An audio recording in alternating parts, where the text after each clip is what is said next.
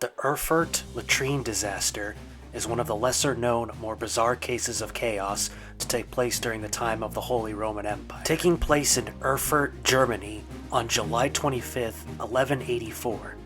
Erfurt at the time was the largest city in the state of Thuringia and has been in existence since the 8th century.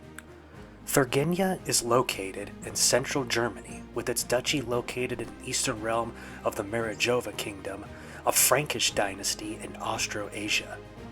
This kingdom was first established in 631 by King Dagobert I, who ruled until January of 639.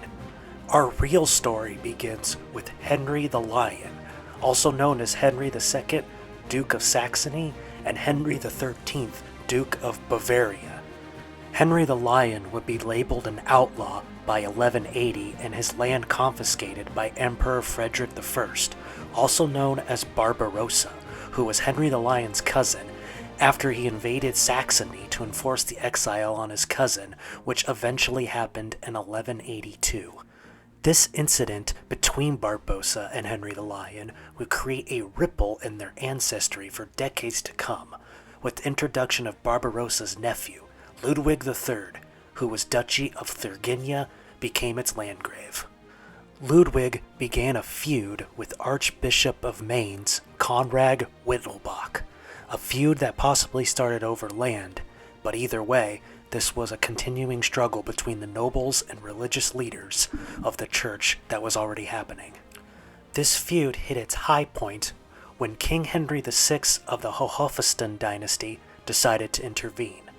While traveling through the region on a military campaign against Poland, Henry VI called for a diet, which is a political term for a formal assembly, would now take place in Erfurt at the Church of St. Peter, which in of itself is a historical landmark of the area. Built on Petersburg Hill and is formerly known as the Petersburg Citadel, which is called nowadays. When the day finally came, nobles across all of the Holy Roman Empire came to assemble, most likely, although not entirely known, at the St. Peter's Church, in one of the many rooms. Like the castles of this time period, the structure of the buildings had an offshoot room. This is where the latrine was located.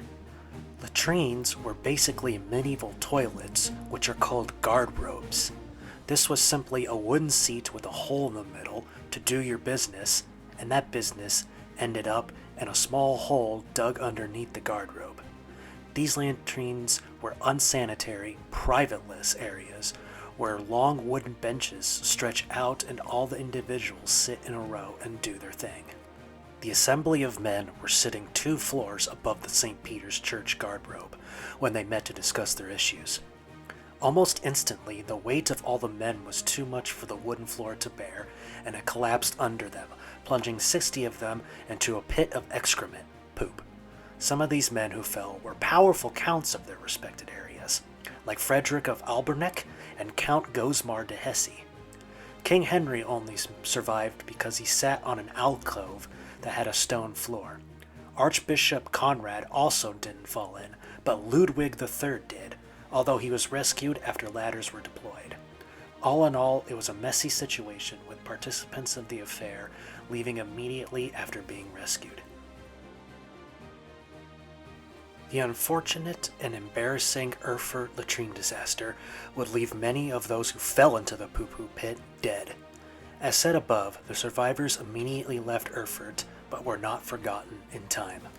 Ludwig III would join the Third Crusade, where Christian Western states tried to reconquer the Holy Land following Jerusalem's capture by the Ayyubid Sultan Saladin in 1187.